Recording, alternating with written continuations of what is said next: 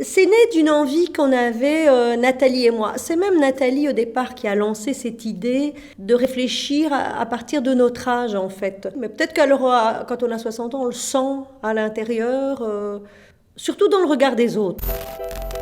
Alors, l'histoire de chez Colette, c'est deux jeunes retraités qui emménagent en coloc. En face d'un restaurant qui va ouvrir, on voit qu'il y a une petite annonce où il met «Cherche serveur, serveuse». On se dit, allons-y, on a de toute façon plus rien à faire. Donc on se présente et on arrive dans un restaurant qui est tenu par deux jeunes qui font un restaurant un peu éco-responsable, un peu bobo, enfin voilà. On se propose pour travailler avec eux. Au départ, ils n'ont pas du tout envie de travailler avec nous parce que ils ne pensaient pas travailler avec des vieilles, quoi. Les jeunes aujourd'hui reprochent aussi aux gens de notre génération de ne pas avoir pris soin de la terre. On a inventé le plastique, mais c'était super solide, c'est génial.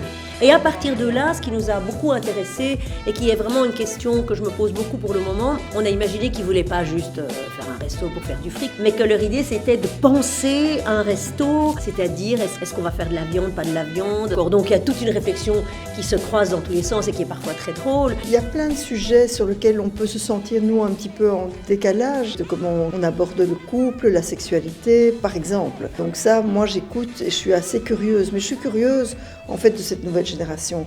Je ne serai jamais comme eux, je ne cherche pas à être comme eux, mais je suis curieuse et attentive.